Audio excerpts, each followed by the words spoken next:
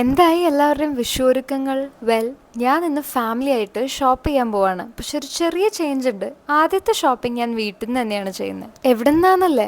From my home garden. Usually വിഷുവിന്റെ സമയമൊക്കെ ആകുമ്പോൾ പച്ചക്കറികൾ ഉണ്ടാവാറുണ്ടെങ്കിലും ഇത്ര അധികം ഇതുവരെ ഉണ്ടായിട്ടില്ല. ഈ വർഷം ഞങ്ങൾ തീരുമാനിച്ചു ദാറ്റ് നമുക്ക് സദ്യ എന്തുകൊണ്ടും വീട്ടിൽ നിന്നുള്ള നല്ല ഓർഗാനിക് ആയിട്ടുള്ള പച്ചക്കറിയിൽ നിന്നും ആവാന്ന്. എന്ന് വെച്ചാൽ നമുക്ക് എല്ലാ കറി ഉണ്ടാക്കാൻ പാകത്തിനുള്ള കഷ്ണങ്ങളൊന്നും വീട്ടിൽ നിന്ന് കിട്ടില്ലെന്ന് അറിയാലോ. കുറച്ച് ആവശ്യമുള്ള പച്ചക്കറികൾ പുറത്തുനിന്ന് വാങ്ങിയിട്ട് ബാക്കി നമ്മുടെ വീട്ടിൽ അവൈലബിൾ ആയിട്ടുള്ള വെജിറ്റബിൾസ് ഒക്കെ വെച്ചിട്ട് ഒരു കുഞ്ഞു സദ്യ.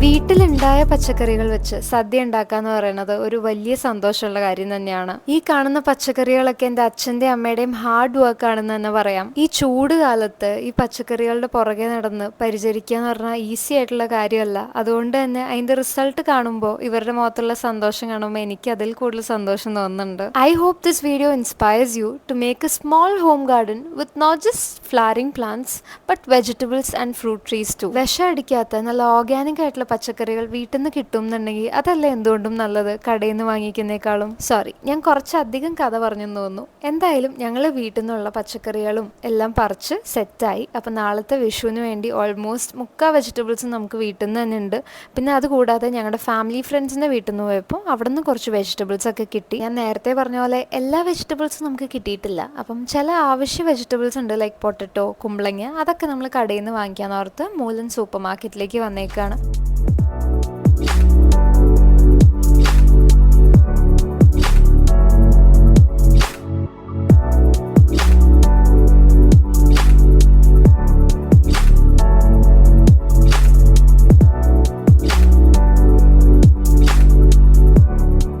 അതുപോലെ കണി വെക്കാനായിട്ടുള്ള ഫ്രൂട്ട്സും കുറച്ചൊക്കെ വാങ്ങാനുണ്ടായിരുന്നു, അതും വാങ്ങിച്ചു കേട്ടോ. പിന്നെ ആസ് യു ഓൾ നോ, നമ്മളിങ്ങനെ സൂപ്പർ മാർക്കറ്റിൽ പോകുമ്പോൾ നമുക്ക് ആവശ്യമുള്ളതും അല്ലാത്തതായിട്ടുള്ള സാധനങ്ങൾ പലതും നമ്മളിങ്ങനെ മാടി മാടി വിളിക്കും.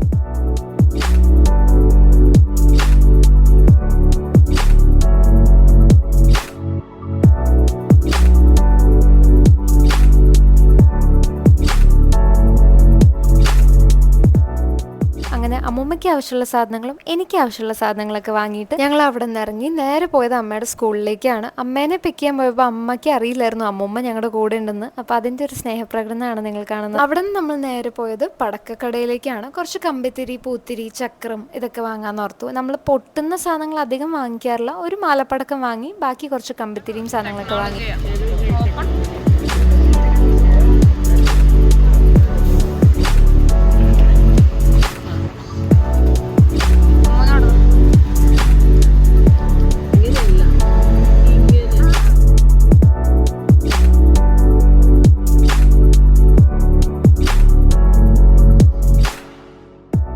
നല്ല വിശപ്പായി. ഇപ്പോൾ തന്നെ വിശന്നാൽ നമ്മളല്ലാതെ ആവുന്നത് പോലെ തോന്നിയുകൊണ്ട് ഞങ്ങൾ നേരെ പേർഷ്യൻ ടേബിളിലേക്കാണ് പോയത്.